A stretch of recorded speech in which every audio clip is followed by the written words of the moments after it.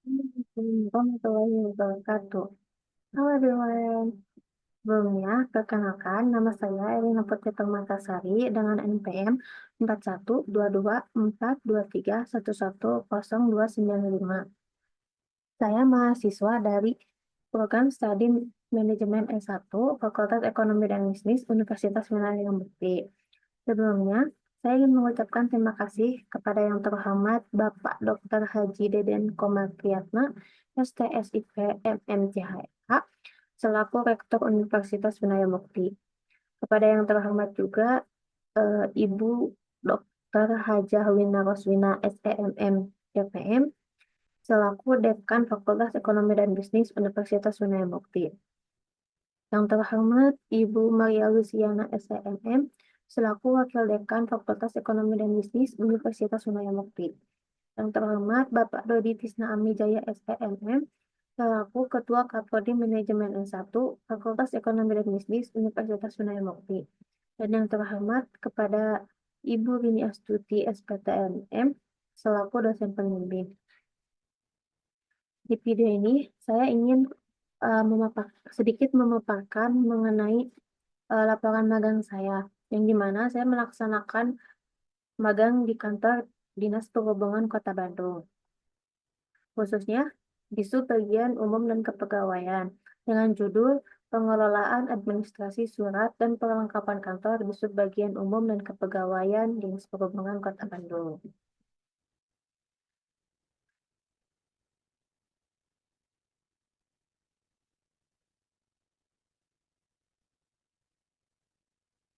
Di sini saya akan beberapa membahas eh, mengenai laporan magang saya. Yang pertama yaitu mengenai profil instansi, yang kedua aktivitas magang, yang ketiga kendala selama magang, yang keempat kesimpulan dan saran, dan yang kelima refleksi diri.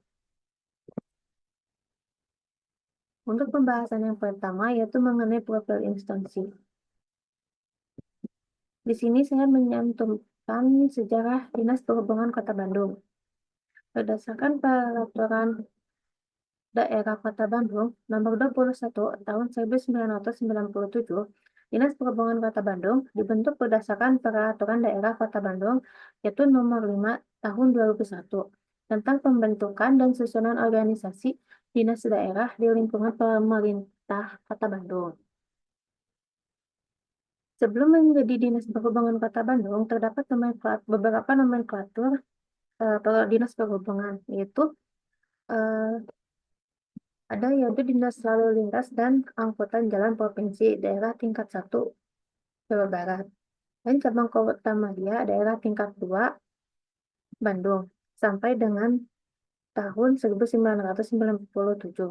Dan yang kedua yaitu dari tahun 1997 sampai dengan tahun 2001 diubah menjadi Dinas Lalu Lintas dan Angkutan Jalan Kota Madia Daerah tingkat 2 Bandung. Dan yang ketiga, dari sejak 2001 hingga sekarang menjadi Dinas Perhubungan Kota Bandung. Di sini juga saya mencantumkan visi dan misi dari Dinas Perhubungan Kota Bandung. Visi dari Dinas Perhubungan Kota Bandung yaitu terwujudnya sistem transportasi kota yang lebih baik untuk mendukung Kota Bandung sebagai kota yang unggul, nyaman, dan sejahtera. Dan misi dari Dinas Perhubungan Kota Bandung yaitu ada 4. Yang pertama yaitu menciptakan kondisi lalu lintas yang aman, nyaman, tertib, dan terkendali. Yang kedua yaitu menyediakan sarana angkutan umum yang aman dan nyaman. Yang ketiga, menyediakan prasarana dan fasilitas perhubungan yang memadai. Dan yang terakhir yaitu meningkatkan profesionalisme aparat Dinas Perhubungan Kota Bandung.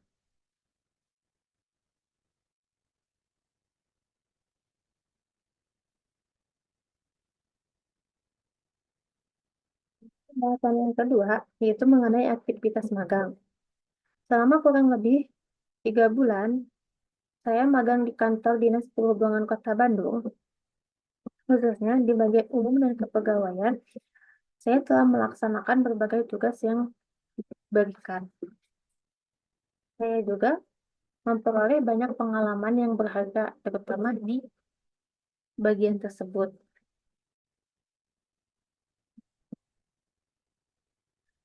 Untuk pelaksanaan pekerjaan, saya eh, mencantumkan beberapa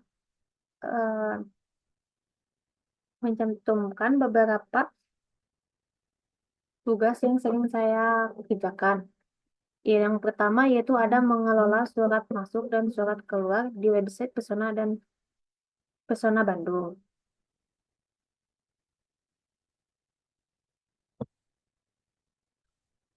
Tugas ini saya tuh sering ditugaskan untuk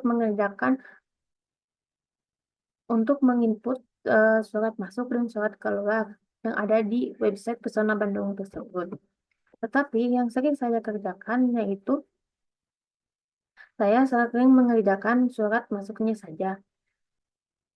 Biasanya yang surat masuk yang saya kerjakan itu seperti eh, surat perizinan magang, surat penelitian, surat izin penelitian, surat rekomendasi magang, dan lain-lainnya.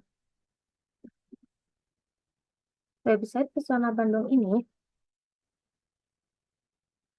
yaitu menyediakan platform untuk mengelola surat masuk secara online, memudahkan proses administrasi, dan meningkatkan efisiensi juga. Tugas yang kedua yang sering saya kerjakan yaitu membuat surat berita acara serah terima perlengkapan kantor. Pada tugas ini, saya itu sering juga ditugaskan untuk membuat surat berita acara serah terima yang serah terima yang nantinya akan ditandatangani oleh si penerima. Misalnya dari bagian keuangan itu meminta printer baru atau misalnya meminta PC baru atau mouse. Jadi bagian umum dan kepegawaian itu harus membuat surat berita acara serah terima barang yang nantinya akan ditandatangani oleh si penerima dan yang memberi. Tujuan dari pembuatan surat berita acara serah terima barang ini yaitu proses yang formal untuk mencatat dan mengonfirmasi transfer kepemilikan barang dari pihak pemberi kepada pihak penerima. Untuk tugas yang ketiga, yaitu merekap data STNK kendaraan dinas.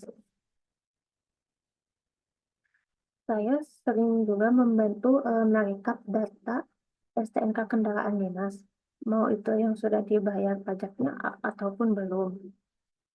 Biasanya di Excel itu saya mengerjakan atau memisahkan antara data STNK kendaraan dinas yang sudah dibayar dan data STNK kendaraan dinas yang belum dibayar. Merekap data STNK kendaraan dinas yaitu proses pengumpulan, pengolahan, dan penyusunan data yang terdapat pada surat STNK kendaraan dinas.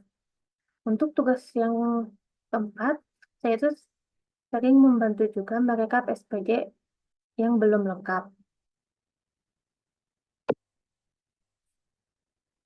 Biasanya SPJ yang belum lengkap itu seperti yang belum ditandatangani, belum ada dokumentasinya, ataupun ada data-data yang belum lengkap yang lainnya. Merekap SPJ yang belum lengkap juga berarti mengumpulkan data dan meringkas data dari surat pertanggungjawaban yang masih kurang informasi atau dokumen pendukungnya. Untuk pembahasan yang ketiga, yaitu mengenai kendala.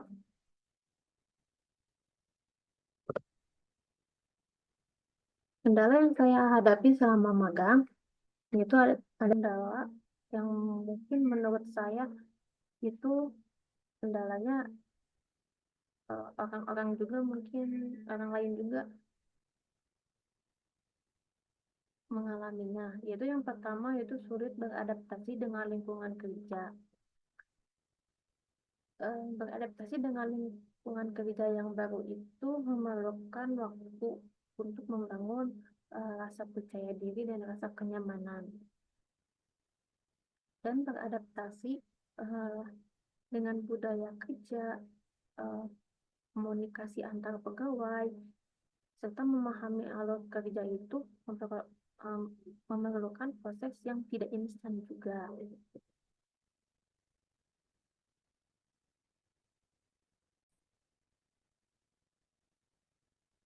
Saat saya mengatasi kendala tersebut itu saya harus berusaha untuk menyesuaikan diri dengan pegawai-pegawai yang ada di lingkungan Dinas Perhubungan Kota Bandung itu. Karena supaya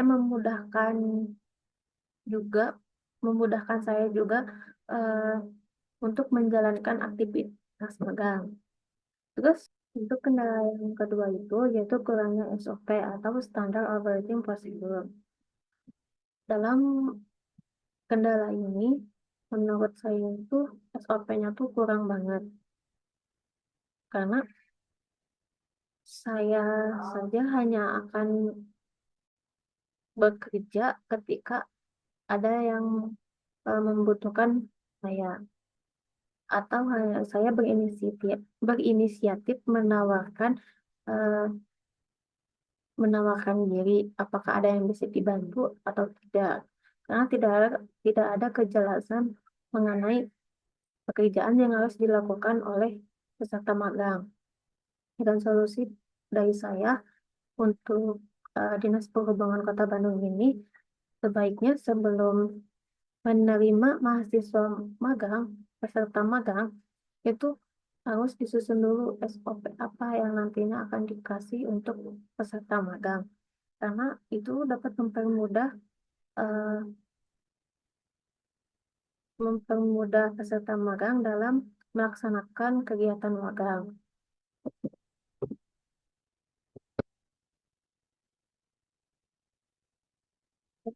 Pembahasan yang keempat itu mengenai kesimpulan dan saran. Kesimpulannya yaitu magang dalam kurang lebih 3 bulan di Dinas Perhubungan Kota Bandung ini, khususnya di bagian umum dan kepegawaian Dinas Perhubungan Kota Bandung, itu memberikan pengetahuan dan pengalaman yang berharga, terutama tentang kepegawaian dan dunia kerja di instansi pemerintah. Namun, ada beberapa kendala juga.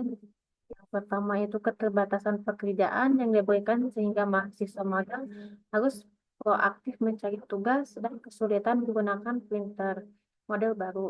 Dan kendala yang kedua yaitu salah satu masukan yang diberikan adalah pentingnya memperhatikan pengadaan barang, khususnya printer versi terbaru untuk mempercepat proses kerja.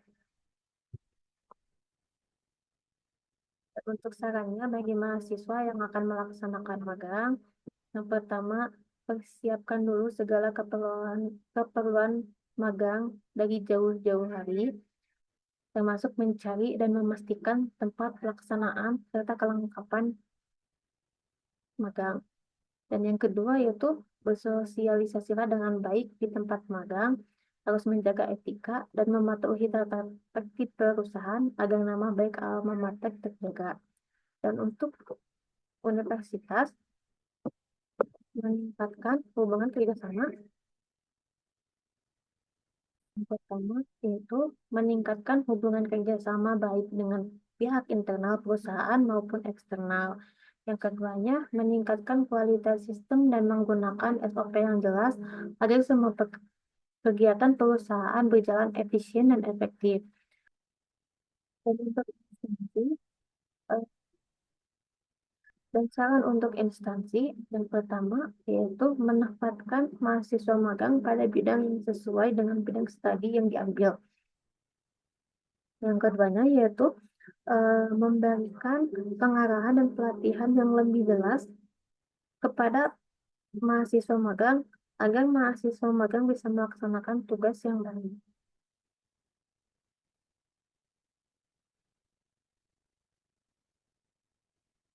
Bahkan yang terakhir yaitu mengenai refleksi diri. Pengalaman magang selama 3 bulan sangat positif dan bermanfaat. Magang ini meningkatkan kualitas praktisi dengan penerapan teori dan memberikan pengalaman baru. Magang di Dinas Perhubungan Kota Bandung meningkatkan soft skill juga, terutama penyusunan surat dan pengelolaan aksi, serta komunikasi efektif dan manajemen waktu. Magang juga melatih kemampuan kognitif, berpikir positif, ketelitian, dan observasi. Dan kunci sukses juga terletak pada hubungan dan komunikasi yang baik. Kerja keras itu penting untuk menghargai kemampuan dan terus berkembang. Selama magang, saya memperoleh wawasan tentang pengembangan diri dan karir, terus belajar, menghadapi tantangan baru, dan selalu mencari umpan balik. Saya juga mendapatkan gambaran tentang perjalanan karir dan berharap dapat bekerja sesuai bidang studi setelah pendidikan. Di sini saya akan memperlihatkan beberapa foto yang saya ambil ketika saya melaksanakan magang. Di sini saya sedang membantu penyerahan perlengkapan kantor dan penandatanganan surat serah terima barang. Dan ini foto ketika saya disuruh mengikuti kegiatan rapat di kantor Dinas Perhubungan Kota Bandung.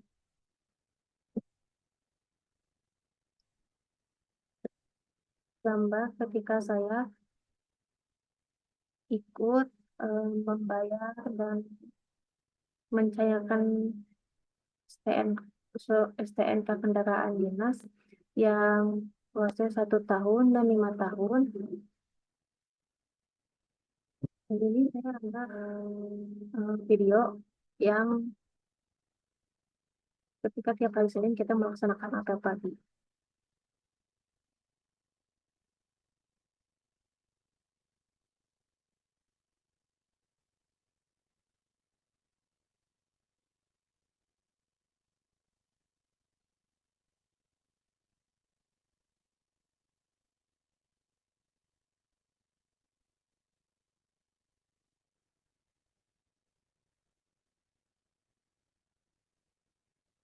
Sekarang mengenai laporan magang dari saya, tentunya maaf kalau misalnya sebelumnya, maaf kalau ada kesalahan. Thank you everyone. Assalamualaikum warahmatullahi wabarakatuh.